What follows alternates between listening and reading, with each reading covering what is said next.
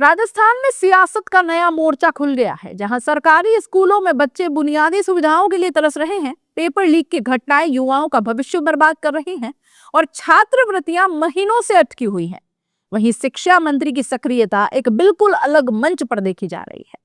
कथावाचक के स्वागत में 80 से ज्यादा पोस्ट, लेकिन शिक्षा व्यवस्था पर एकदम सन्नाटा। क्या यही है जनता के पैसे से चलने वाली सरकार की जिम्मेदारी? क्या यही है उस पद की गरिमा जो बच्चों का भविष्य संवारने के लिए बना है? कोटा में कथावाचक धीरेन्द्र शास्त्री के आगमन ने राजस्थान की राजनीति में एक नई बहस छेड़ दी है।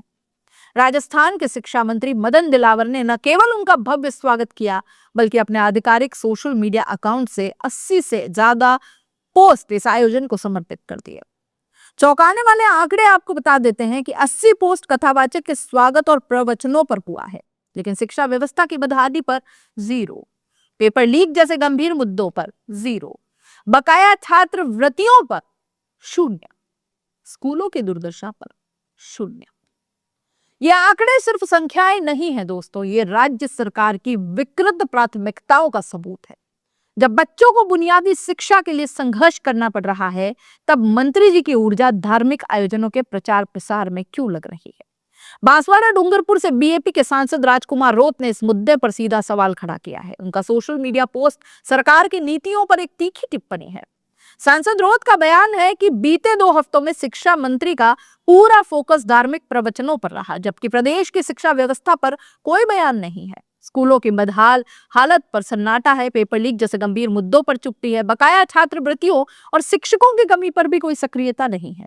रोज के सवाल जलते सवाल है, जैसे स्कूलों की बदहाल स्थिति पर सन्नाटा क्यों है, पेपर लीक जैसे गंभीर मुद्दों पर चुप्पी क्यों है, बकाया छात्रवृत्तियों पर कोई सक्रियता क्यों नहीं दिखाई जाती, शिक्षकों की भारी कमी पर कोई कदम क्यों नहीं उठाते।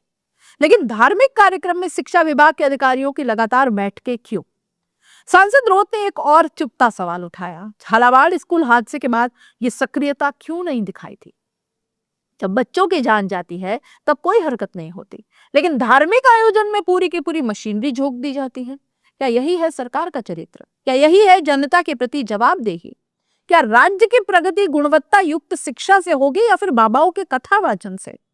राजकुमार रोत ने अपने बयान में साफ किया कि उनके सवाल को धर्म विरोधी करार न दिया जाए। उन्होंने कहा कि धर्म आस्था का विषय है, हम किसी भी धर्म के विरोधी नहीं हैं, लेकिन जब धर्म की आड़ में राज्य की शिक्षण व्यवस्था बर्बाद होती नजर आए तो सवाल उठाना जरूरी होता है। यह बयान उस सियासी रणनीति की ओर इशारा करता है जिसमें आलोचनाओं को अक्सर धर्म विरोधी बताकर खारिज करने की कोशिश की जाती है। लेकिन सवाल बहुत साफ है, क्या धार्मिक आयोजनों का प्रचार शिक्षा मंत्री की प्राथमिकता होनी चाहिए?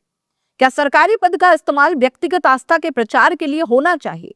क्या जनता के पैसे से चलने वाले विभाग के अधिकारी धार्मिक कार्यक्रमों में लगाए जाने चाहिए? जनता ये जानने का हक रखती है कि सरकारी पद पर बैठा व्यक्ति अपना समय, ऊर्जा और संसाधन किस दिशा में लगा रहा है। जब शिक्षा विभाग के अधिकारी धार्मिक कार्यक्रम की बैठकों में व्यस्त हों, तो स्कूलों की समस्याओं पर कौन ध्यान देगा? आइए देखें कि राजस्थान की शिक्षा व्यवस्था की वास्तविकता क्या है।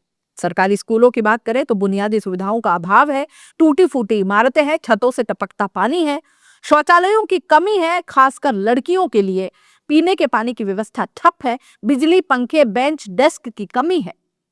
पेपर लीक की बात करें तो युवाओं का भविष्य अंधकार में है, मेहनती छात्रों के साथ धोखा है, शिक्षा माफिया का बोलबाला है, सरकार की लापरवाही का सबूत हजारों पद खाली पड़े हैं, एक शिक्षक पर सैकड़ों बच्चों का बोझ है, शिक्षा की गुणवत्ता चौपट हो गई, भर्ती प्रक्रिया में अनंत देरियां सामने आती है, महीनों से बकाया पड़ी छात्रवृत्तियां, गरीब बच्चों का पढ़ाई छोड़ना, ड्रॉप आउट रेट में बढ़ोतरी होती जा रही है, सरकार की संवेदनहीनता देखी जा रही है। झालावाड़ जैसी घटनाओं पर सन्नाटा, बच्चों की सुरक्षा पर कोई ध्यान नहीं देना, इमारतों की मजबूती की कोई जांच नहीं, दुर्घटना के बाद भी कोई एक्शन नहीं।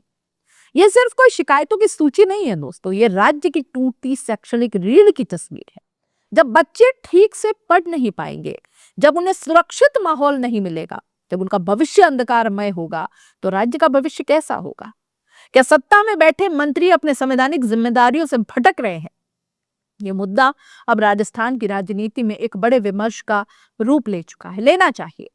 इसे आस्था और व्यक्तिगत विश्वास से भी जोड़ रही है, धार्मिक स्वतंत्रता का मुद्दा बना रही है, विपक्ष पर धर्म विरोधी होने के आरोप भी लग रहे हैं। लेकिन विपक्ष का रुख है शासन की प्राथमिकताओं की विफलता बता रहा है। विपक्ष संवैधानिक जिम्मेदारी की अनदेखी का आरोप भी लगा रहा है।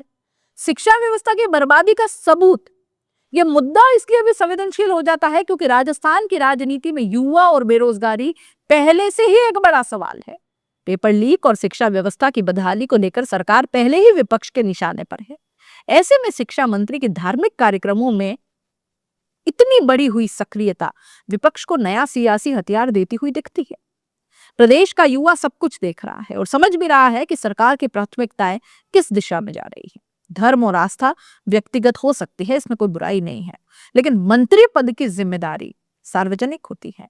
यही वजह है कि कोटा की कथा अब सिर्फ धार्मिक आयोजन नहीं रह गई, बल्कि वो राज्य की शिक्षा नीति और सरकार की प्राथमिकताओं पर बहस का केंद्र बन चुकी है। जनता के कुछ सवाल हैं कि क्या शिक्षा मंत्री का काम धार्मिक आयोजनों का प्रचार करना है? क्या 80 पोस्ट कथावाचक के लिए लेकिन एक भी पोस्ट शिक्षा के लिए नहीं है? क्या शिक्षा विभाग के अधिकारी धार्मिक कार्यक्रमों में लगाए जाएंगे? क्या बच्चों का भविष्य इंतजार कर सकता है जब तक मंत्री जी फ्री हों? क्या पेपर लीक, छात्रवृत्ति, शिक्षकों की कमी से ज्यादा जरूरी है कथावाचक? अब सवाल यह है कि शिक्षा मंत्री मदन दिलावर इस सियासी हमले का क्या जवाब देते हैं? क्या आने वाले दिनों में शिक्षा व्यवस्था से जुड़े मुद्दों पर भी वैसी ही सक्रियता दिखाई देगी जैसी कथावाचन के दौरान नजर आई है?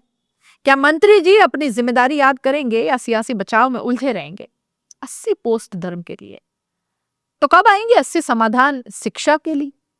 यह खबर राजस्थान की शिक्षा व्यवस्था और सरकारी प्राथमिकताओं पर एक विशेष रिपोर्ट है। सवाल उठाना हमारा कर्तव्य है, जवाब देना सरकार का। शेयर करें, सवाल पूछें और आप भी जवाब मांगा करिए।